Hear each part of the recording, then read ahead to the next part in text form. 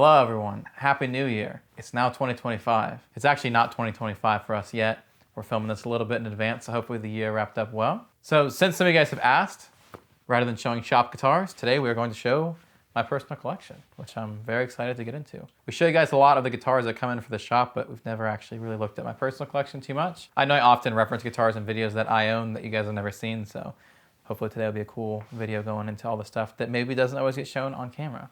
I also want to give a huge disclaimer that please don't take this video as keeping up with Joneses or anything like that. I have like a really excessive amount of stuff. No one needs this much stuff. I love all these guitars. I literally play all of them.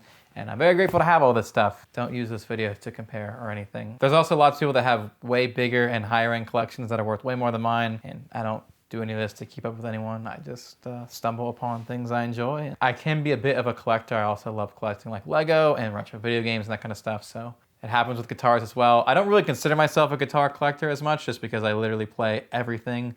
Nothing sits in cases. It all gets used for something. Try to use everything not to be a collector, but I do love finding stuff. So that's a big reason why all this is here. Let's get into it. I'll also note this is probably the best material perk of running the shop is that while we're traveling looking for shop stuff, I quite frequently stumble upon stuff for myself. I try to keep it to a minimum. I try not to keep more than 1 or 2 guitars a year, but this year's been a little overkill. So we'll get into it. We'll start here. This is a great one to start on, actually. This is my American Telecaster Deluxe. This is kind of my conversation piece guitar. This is the guitar I've used for, I think, almost every conversation piece live show, at least for standard tuning. And yeah, it's nice and beat up, but it sounds great, and we love it. Super solid. These like American Deluxe series aren't super popular because they have the compound radius, which I personally really enjoy, but I know for some people they want something more vintage style. This is great. This is one of my most gigged guitars I have. I'm gonna skip over, there's a handful of Mexican Fenders, and there's even a couple Schecter guitars from my youth that I'm not gonna show, mostly because I've loaned all that stuff out to friends because I wasn't really playing it. But I don't want to get rid of it because it has sentimental value of some sort. We'll not be showing any of that. I think this is the only Mexican Fender I actually do have to show, which is my 72 reissue Telecaster Deluxe, which has also been gigged a lot. And I actually still use this as a spare whenever we don't have a backup guitar. This is a good backup guitar. I see it has been robbed of its strap locks recently. It's also been pretty dinged up from the airline, so that's sick. But is this the first guitar I gravitate towards to now? No, but it's still nice to have, and it's a good spare. Yeah, first time I went to Japan, this is the only guitar I had with me, so good memories. This one has definitely been shown in some videos before. This is my Gibson Les Paul Blonde Beauty that I got from my dear friend Sergio. Plays really, really great. Crazy flame on the neck. I will say, it does not stay in tune the best, but other than that, absolutely love this guitar. This is my only like regular Les Paul standard actually, which maybe is a surprise, but I love it. I have gigged this one a good bit too, recorded with it a lot, and I'm sure I will continue to do that. This is definitely one of my favorites. I feel like it matches me quite well too. It matches my hair. The first bass we'll show, this is a Fender Japan Jaguar bass. This one was very modded out. This used to belong to the bass player from Dance Gavin Dance, Tim Farrick, who unfortunately passed away, so all respect to him. And I got this before he passed away. He sold this directly to me, but yeah, so I didn't want to change anything. I want to leave it the way it was, but I still use it a bunch, so it's still making music. This next one is half a recent acquisition, half not. This is just like a baritone telly I put together. I just found this body in Texas, which is a MJT body, and then the neck is a Warmoth 28 and 5/8 scale baritone neck that I've had for a really, really long time. That I've put on a couple different bodies, and it never really felt right, but it's feeling good with this one, so I'm liking this. Tuned nice and low. I think I have this in B standard right now, and yeah. This is my American Professional Jaguar, an Olympic white. I think this is the first guitar I got from my friend Dan, who I went on to Tech 4, and we have traded many guitars back and forth. And I think this is where it started. I think this was one of the first things we did. I ended up with this Jaguar. And I think I was originally going to sell it, but I just fell in love with it, and I don't have another Jaguar, so this is my Jaguar. And I've gigged this one a few times. It's really, really bright, so I haven't brought it out since then, but I still record with it a good bit, and yeah, pretty rad. Matches your shoes. Does match my shoes, look at that. Yeah, this actually does match well. We use this in the music video for Love by Secret Keeper, actually.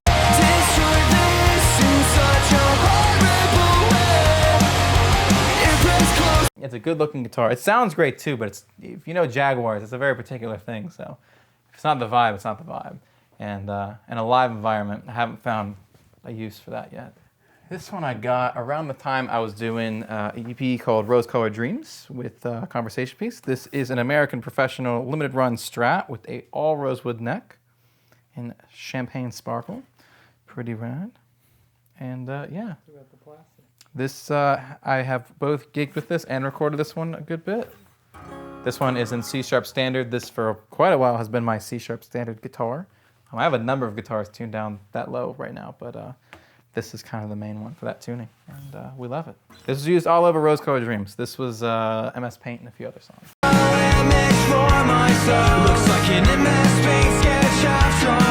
This was my first American Fender, and that is a American Standard Telecaster. This one is from 2015. This was one of the years that had the custom shop pickups from the factory, which is what really drew me to this one when I found it. It was one of those where it was used, but like it literally still had the plastics and everything on it and had barely been played, and I've definitely put some miles on it. Like many of these, again, it's been gigged, it's been recorded with. Plenty of scratches and wear throughout. I try to take really good care of stuff, but at the end of the day, I do use this stuff, so sometimes there's gonna be some wear. I feel like this bass has been in like the background of every video, but it never really gets talked about. And that is a Ernie Ball Music Man Stingray bass. And what's interesting about this one is it has a stock 5-string pickup for a 4-string bass, so pretty cool. Got this from my friend Brendan a long time ago. Shout out to Brendan. And I have been using it a bunch ever since. The last one I'll show you, I was just using it in practice, so it's still in the case. This was one of my most recent acquisitions. This is one I found in Japan. It was the second guitar I found for myself on this recent Japan trip. And I almost felt bad when I found it because a week before, or not even a week before, a few days before I found this, I bought myself another guitar. And then when this came out of the woodwork, I was like, oh no, I have to have that too. And that is a Gibson Les Paul Special double cutaway with the Tune-O-Matic bridge and cherry. I have been looking for this guitar for like 7 years now, and I finally found this one. A friend of mine had it, pulled it out. He pulled it out in the, its brown case. This is not the right case for it. I was like, man, I gotta have that. And I feel bad because I just bought another guitar, but I love this thing. This one's in, yeah, drop C sharp, so down a half step and then drop D. This has been getting used a bunch for Secret Keeper recently, and I'm sure that will continue. I have a number of these specials and juniors of this variety that we'll get into as the video goes on. This is a really good one, and really, really grateful to have stumbled across this because, like I said, they're not common, and it took me a really long time to track this one down with these exact specs and one that's all original as well. It does have some wear, and that's great because I'm gonna play it and it's gonna get more and more, but no headstock break or anything like that. So yeah, pretty rad. It's time to head to my house and check out some of the other stuff. My guitars are usually spread out across various places. I usually try to keep couple things with singing coils, a couple things with humbuckers, and at the home studio, as well as here, as well as at Bradham Thomas's spot, our rehearsal space. I did have to hone in everything and get everything into as few spaces as possible for today. We're now at my house. We have filmed here before. We actually don't film here too often, but yeah, welcome, welcome. My roommate is a producer, so there's also a bunch of gear around here that's his, and this is his house. So most of the stuff you'll see that's not guitars is not mine. Like we got Lethal Weapon 3. We just got the new pinball machine, and very sick. Not my pinball machine, but it's a good one. I think we're gonna start upstairs where I have more of the stuff that I'm actively playing at this exact second, but we'll conclude down here. I try to keep everything out that I can, but there's just not enough hangers for everything, so to keep the stuff safe, some stuff will be in cases, but I'll say nothing stays in a case for very long. This is our, I guess, kind of makeshift live room. This is where we record any live instruments. We've got the Rogers kit mic'd up right now, which sounds great. We just took all the cabling down, which actually works out well for this video, but we're kind of in between sessions. We just wrapped up 2 conversation piece songs that I'm very excited to share that I think turned out good, which is why all this stuff is out. I know we're not gonna get too into amps, but I do have, for those songs, got 2 Bassmans. We're just using one for bass, one for guitar. This one's a 64, this one is a 67 with the matching cab, and then we got the Gibson Skylark hiding down there too. This is my favorite acoustic guitar ever. This is a 1967 Gibson J45, and Cherry Sunburst. Definitely has some wear, some cracks that have been repaired, but it sounds absolutely exceptional. You love it. I love this guitar. I use it on everything anytime I need an acoustic. This is actually a J45 ADJ, so it would have originally had an adjustable bridge, but now it just has a regular bridge. I don't have many acoustic guitars. I really only have 2, and that's not because I don't love acoustics. I just have the 2 that I need. This is my American Professional Jazzmaster in Mystic Seafoam, which is pretty rad. More modern style Jazzmaster, but great sounding guitar. I've recorded with this one a lot. I don't think I've ever gigged with this one. I'd like to, I just haven't really had a reason to yet. We just pulled this out because this one was downstairs for a while, because I have another Jazzmaster we'll get to that we've been using, but this one's a little bit hotter and a little more compressed sounding than the other one, so we're reaching for this. We have my 71 Music Master bass, which has been refinned and some changed parts. I actually just put a new pickup in it, which was a recreation of the old Music Master bass pickup, as they don't really make anything like it anymore, but yeah. When I originally got this, it actually had a Strat pickup in it, which did not sound great. So then I had a single coil-sized humbucker, which was better, but it still wasn't it. And then this pickup is a welcome upgrade. It's got some flats on it, and yeah, just use this for both of the Peace songs that we're working on. Very player's grade vintage, not an expensive bass by any means, but sounds fantastic. And who doesn't love a short scale bass? Here is a guitar that I know I've shown before and I've talked about a bunch. This is my Prince of Africa Strat. This came out of Africa. There's a whole long story of how I acquired this guitar that I shared in another video. I think it was the top 5 craziest guitar deals or something like that. So if you want more info on this guitar, check out that video. But we've been using this guitar a ton on these recent sessions. And yeah, even when my roommate has clients over to record, this guitar ends up getting grabbed a lot by other people as well. So it's a well-recorded Strat. So this one you guys may have seen before because it actually started as a shop guitar, but I decided I needed to keep it back for myself. And that is a Fender 65 reissue Jazzmaster from the American Vintage line. This is one of the thin skin versions. So you actually see the finish is already starting to wear in there. But yeah, originally we were gonna sell it, but it just played so good and it was just such a great Jazzmaster. And I love these 65 specs. I love how the logo looks there too, pretty iconic. Matching headstock, binding, this kind of checks all the boxes for me. Couldn't stand to see it go, so this one got held back. That's all the stuff out here. Let's go into the control room and see what we got.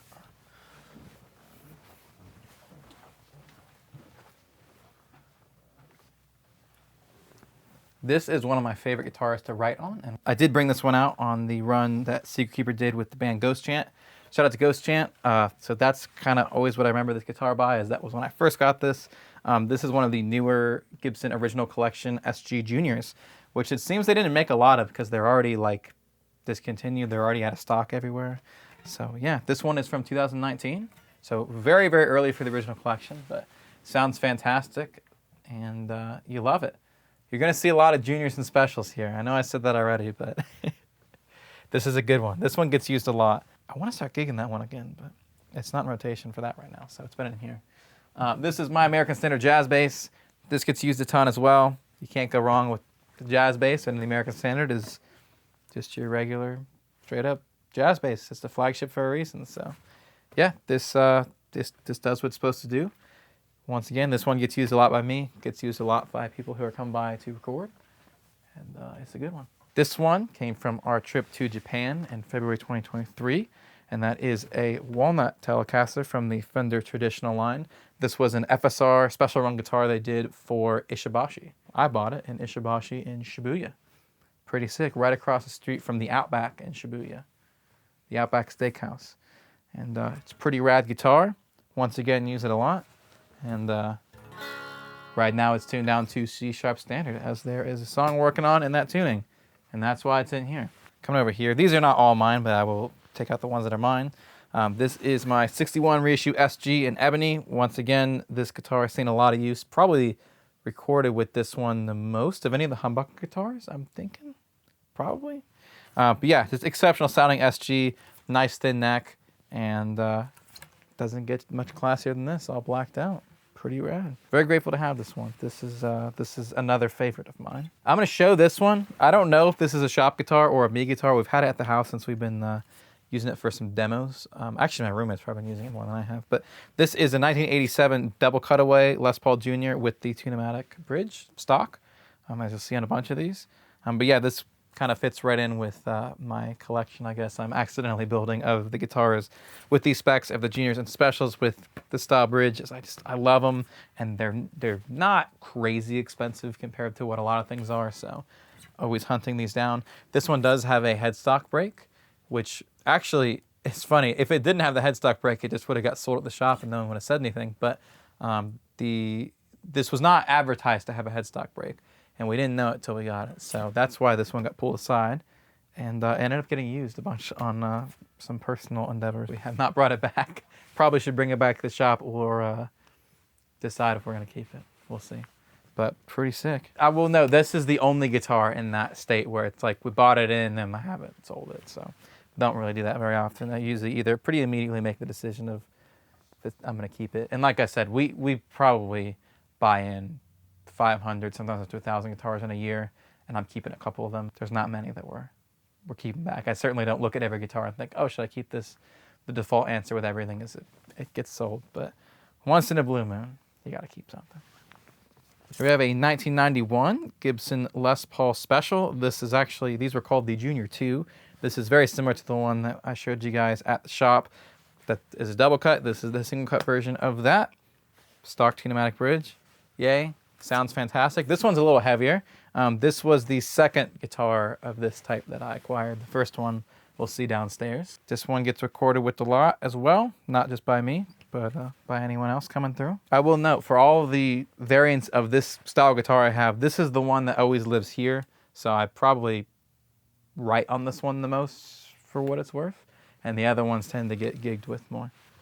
This is, I think, the only guitar like this here, aside from that baritone, which is kind of a parts caster, but this is a, obviously it's a P bass, a Japanese 62 reissue neck, and then the body is a refinished American Pro body with the V-Mod pickups, but it's in this kind of cool galaxy color, which I don't know if it'll show up right on camera, but as you move it, it's kind of blue, it's kind of green, so pretty sick. All right, if that wasn't enough, let's go downstairs and check out the last handful. This is a FGN Fujigin Japanese-made baritone guitar. This is actually pretty short for a baritone. It's a 26-inch scale, which is about as short as you can have and still consider a baritone. This one is tuned down to drop B, or no, B standard right now. So pretty sick. Yeah, this is rad. Another FGN. This one is kind of in 335 realm. So this one, again, gets recorded a lot. As I don't have a 335. This is the closest thing that I have, so pretty sick. Would love to acquire more guitars in this realm, in the semi-hollow realm, as I don't really have any. But I have this one, and so it serves its purpose and gets used quite a bit. I know before me, this one was definitely gigged a lot and passed through a number of friends' hands. So it ended up here, and yeah, pretty sick. Another guitar I will say that we used a lot on Rose Colored Dreams. Here we have my Ernie Ball Music Man Reflex. Pretty rad. I love these guitars. Hardtail. This one just has the one pickup. Nice and simple, like a junior, as you probably can guess I'm quite into. Locking tuners. And yeah, this is a rad guitar. This one usually stays tuned to drop B, which is probably what the, yeah, this is probably C sharp standard right now. But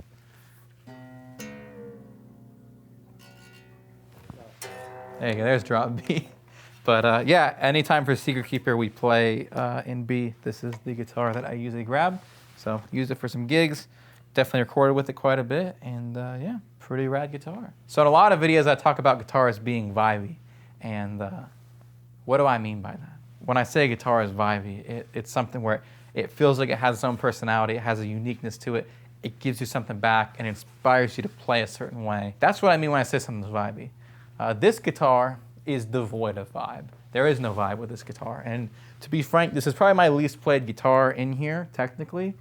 This is a LTD EC1000 Deluxe with a Evertune bridge from the factory. We got this because we were working on a project with a lot of heavy rhythm guitars and time is of the essence. So we were using some other stuff, but we were just retuning and retuning and retuning. And so we landed on this, and this is great. I have not tuned this in literally 2 years, and it's still in tune. Here the bridge is rattling a little, so this needs to This needs to be worked on, but the Fishman's in it, doesn't it? It does have Fishman's. The other version EMGs, which I did not want, so we got the Fishman version. But yeah, sounds good. It does one thing, and it does that one thing very well. I have not done anything since then that warrants this, so I have not grabbed this guitar for too much. But it's just funny that it's still in tune. I don't love the Evertune. I'm not like the biggest fan, just because of the way I play. I don't know, but when you need your guitars to be just perfectly locked in, the Evertune does do its job quite well. Here's the one other acoustic that I will show you guys, which is funny. This is only in the case because the J45 gets used for recording. This gets used if it needs to be taken out and we have a gig. I don't like bringing the J45 places because it's a pretty rare guitar, and it's got to be picky with where you bring that. It already has other cracks on it, so I don't want to risk it. So I have this Taylor 710 CE that I will bring to any gigs or anything like that, and it's pretty rad. Sounds great. Huh? Guess somebody was changing the battery. I actually was not the last person to play this guitar, but yeah, here you have it. This one was recently shown in a video, and maybe slightly controversial that I still have it. If you've been watching the videos recently-ish, you've seen this one, and could not let this go. And that is the Sherwood Green Fender Telecaster Custom reissue from the American Vintage line. Once again from the Thin Skin run, where I had thinner finish. I've shown this in other videos, very sick. The shop bought in a bunch of guitars all at once, and this one I decided needed to stay back, so I financially settled that with myself, and I ended up with this guitar. Once again, tuned down to C sharp right now, so that's what we were using it in. Fantastic sounding telly. At the shop right now, we do have the equivalent guitar, all the same specs, but Lake Placid blue, so I don't know if that'll still be around by the time this video comes out. Once Conversation Piece starts playing some shows, I think I'll be bringing that one out. This is, like I said, the Blonde Beauty is my only traditional like Les Paul standard. Here we have a Les Paul standard double cut. Once again, this one is from my friend Sergio. Crazy flame on this one, and fantastic sounding guitar. Before I had the Blonde Beauty, this is the one that I recorded with anytime I needed a humbucker kind of thing, and the SG wasn't what I wanted. This is where we'd go. Use this one a bunch for Secret Keeper. We use this one a little bit for Conversation Piece, but not as much for Piece. More of a Secret Keeper guitar, but yeah, pretty sick. This one just got put back into rotation, if you will. So earlier in the video, I talked about how when we were in Japan, I acquired a double cutaway Les Paul Special, and I acquired another guitar like just days before that, and this is that guitar. This is a Custom Shop 57 Reissue Junior, which I ran across this guitar in November of 2023, and I almost bought it. I didn't end up buying it, and I kind of kept regretting that I didn't. And I couldn't believe when I went back to the shop that had it, they still had this guitar, and so we didn't make the same mistake twice, and I brought it home this time. So yeah, this is really, really cool. Sounds fantastic. Super thick neck on there. This is probably the thickest neck of anything I have, but I love it just the way it is. Aging on here is crazy. This used to be like regular cherry, and now it's kind of all browned out, but pretty rad, and I'm very grateful to have it. This is my only Custom Shop Gibson. This is why I didn't get this the first time, is there's no COA with it, so as far as buying it for the shop, financially it didn't make as much sense, as the COA definitely helps a little bit with the resale. Not that we really, it's not like a hard requirement that we need to have it, but if we want to get, if we want to get full market value, if you will, we definitely want to have the COA. But I don't care, because I know what it is. And I'm going to play it. I'm not going to sell it or, quote unquote, collect it. It's going to get used, so not a big deal for me. Ooh, this is a really special one. No pun intended. This is my first nice guitar that I ever got, and that is my Gibson SG Special Faded. I have had this since I was, 13 or something like that. I don't even know how old I was when I bought this, but I saved up all my money, I mowed a lot of lawns, put all my Christmas money together. It took me literally almost 2 years, I remember, because when I wanted this, I was in 6th grade. Maybe I was 12 when I got this then, because in 6th grade I started saving up for it, and I think by middle school I acquired this. But $435 later, I got this, the SG Special Faded. This is from 2006, so pretty cool. I still use it, actually, believe it or not. To be honest, I don't use it as much as a lot of my other stuff, but this still definitely gets pulled out and used here and there. We use this on the Secret Keeper song Crushed. This is the case for the American Standard Telly we looked at earlier, but that's not what's in here. What's in here is a guitar that has made it into one video before, and that is a very modified 1974 Telecaster Deluxe. This has Porter pickups in it right now. When this came in, I don't even think it had pickups, or if it did, it was like one pickup and not even a full pick guard. So I've kind of had to piece this back together. This actually had a Kaler bridge on it at one point, and so we had that filled. Tom Jacobs helped me out with that. New pickups, new electronics. Now we are rocking again, and this is a fantastic sounding guitar. I will say I don't love the frets on this, which is the only reason that I don't play it more. And I should use this more. I should use this more. I don't actually use it that much. When I first got it, I used this a ton. I think, yeah, this is my, if I had a number one, I think it would be this. This is my 1995 Gibson Les Paul Special. This is kind of where the obsession started with these guitars. This was the 5th or 6th of these I bought in a row. I was looking for the one. I wasn't keeping them. I was like, I'd buy it. Didn't feel right. Would move it along. Then I finally found this one. I went, yeah, this is the one. And it still is. And yeah. It's had a headstock break, but it was splined. This was way before I had it, but it has done me very well since then. I've played a lot of shows with this. I've probably geeked this more than any other guitar that I own. And yeah, it's my default guitar. And I still use it. I still use this anytime we have a gig with Secret Keeper. So this is, yeah, this is the one for me. And after I got this, we started acquiring a lot more of them. So you don't need this much stuff, let's be honest here. This guitar I bought actually at the Orlando Guitar Show in 2022, I think, before we were doing videos. I bought this for myself for my birthday. And this might be a hint, if you know. With the cheetah case. This is an original 2006 first year Gibson Billy Joe Armstrong signature Les Paul Jr. Fantastic. This was the first proper junior I acquired, so.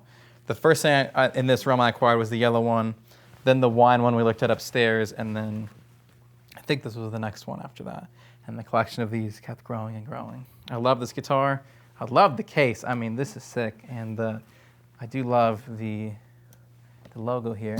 This is from their album Warning, which was definitely not the most popular Green Day record, but it was the first one that I heard. So, nice little touch. But yeah, I love this guitar. I feel like this one stays in the case just because the case is so cool. And every time I play it, I enjoy getting the case out. And the last one, this is the last one we'll look at today, is the most recent acquisition. And you guys have definitely seen this if you see the channel. I didn't think I was going to keep this, but I couldn't let it go. If you've seen recent videos, you've probably seen this guitar. This is a 1965 Gibson SG Junior. And I bought this in thinking we were going to sell it, and it was one of the very few times I said I just can't let it go. Right after we finished filming a video where we featured this guitar, I was like, you know what? I don't think we're going to list this one. I think I'm going to have to financially figure this one out with myself, hold it back, as I just don't know the next time I'm going to find a junior like this. And it sounds great. I really like the neck profile on this. It's like not super thick, but it's also not super thin. And it's just a great vintage junior. And of all my juniors, none of them are vintage, so this is my one vintage one. I will play this for years to come, hopefully make some good music with it. That's the goal. As you probably noticed, there's a lot of juniors and specials, so I'm thinking about doing a video on just the juniors and specials and kind of why I enjoy those guitars so much. If you're into that, let me know. We'll make something happen. Thank you guys so much for watching. I hope you guys enjoyed going on this journey with us and checking out all these guitars. I'm very grateful to have all this stuff. It's super cool and definitely not something I take for granted. Very grateful we were able to do this, and very grateful that I'm able to play all these guitars whenever I want. If you have a favorite from this video, leave it down below in the comments. Would love to read you guys' replies. We are excited to start the year off strong at the shop. We've got some guitar shows coming up. We will be in Orlando, Florida. We will be in Asheville, North Carolina. We will be in Nashville, Tennessee, as well as potentially some other cities, so definitely keep a lookout on that. Definitely follow us on Instagram or Facebook, as well as here on YouTube for more updates regarding the guitar shows and other events that we will be at. And we will see you guys there. Don't forget to like, subscribe, comment, and all that good stuff. With all that out of the way, thank you guys very much for watching. We appreciate you guys being here, and we will see you in another video soon. We hope you're having a great start to your new year. Bye.